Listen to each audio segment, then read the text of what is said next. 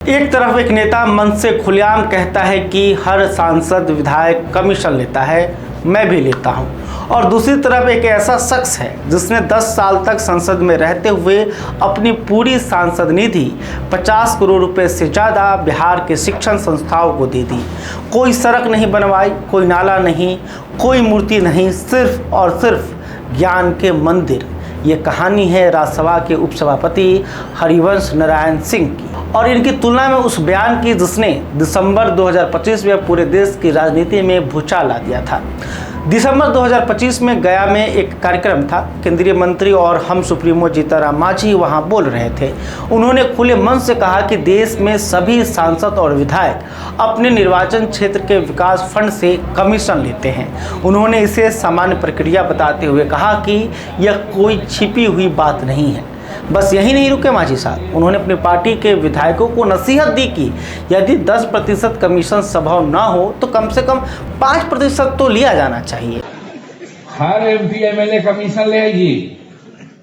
हम पर साल वाला काली की 5 करोड़ मिला हो ना भाई, अगर 10 पैसा मिले है तो 40 पैसा ने 40 लाख हो जीतो। सब पार्टी के हम दे दिली कि ले में गाड़ी खरीद को मेरे घर फलना कर।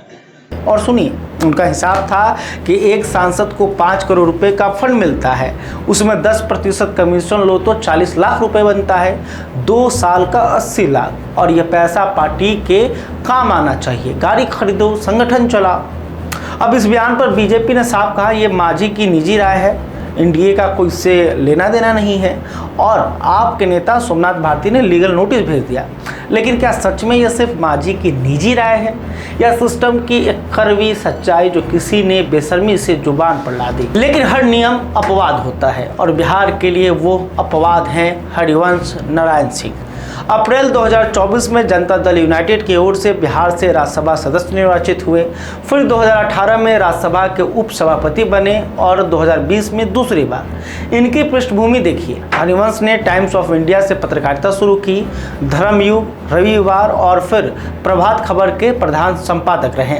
4 दशक की पत्रकारिता के बाद राजनीति में आए। 1990 में जब चंद्रशेखर प्रधानमंत्री बने तो उन्होंने हरिवंश को पीएमओ में बुलाया, लेकिन जैसे ही चंद्रशेखर ने पद छोड़ा, हरिवंश इस्तीफा देकर वापस पत्रकारिता में लौट गए। यह है इनका चरित्र। अब बात करते हैं असली कमाल की।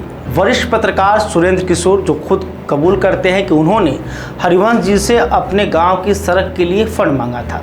उन्होंने लिखा है कि हरिवंश ने जवाब दिया था, मैं अपने फंड का इस्तेमाल शिक्षण संस्थाओं के लिए करता हूं, और वाकई किया। आंकड़े देखिए, आर्यभट्ट नॉलेज यूनिवर्सिटी पटना नदी अध्ययन केंद्र के लिए यहाँ पर 4 करोड़ 27 लाख रुपए दिए।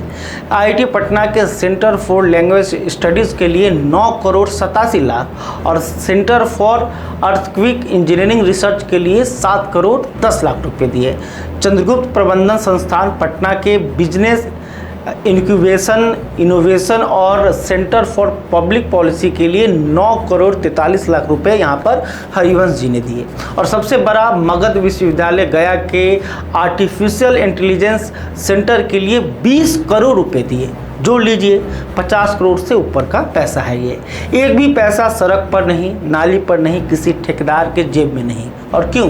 क्योंकि जब आप शिक्षण संस्थान को एक मुश्त राशि देते हैं तो न ठेकेदार होता है, न कमीशन का खेल होता है। एक और बात, हरिवंश जी पत्रकार रहे हैं, और पत्रकारिता खासकर बिहार जैसे राज्य में को अक्सर काजल की कोठरी कहा जाता है, जो इसमें जाए कालिक लगे बिना ना लौटे।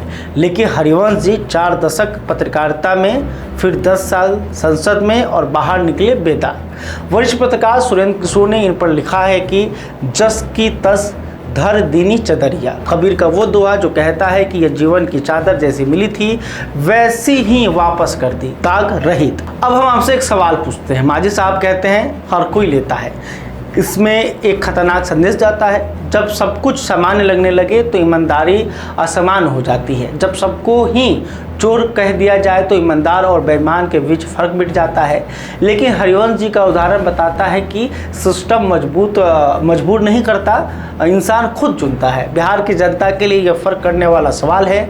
बिहार में जब भी कोई छात्र IIT पटना के लैंग्वेज सेंटर में पढ़ेगा, जब भी मगध यूनिवर्सिटी का कोई बच्चा AI सीखेगा, उसे शायद पता भी नहीं नहीं होगा कि यह संभव हुआ किसी सांसद निधि से, और शायद यही असली राजनीति है, वो जो खुद को जताती नहीं बस करती है। लेकिन दुख की बात है, ऐसे नेता भी जाति की राजनीति के भेंट चढ़ गए। जदयू ने इनको इस बार राज्यसभा नहीं भेजा, यानी अब वो संसद में नहीं दिखेंगे। बिहार के लिए ये बहुत दुख की खबर है।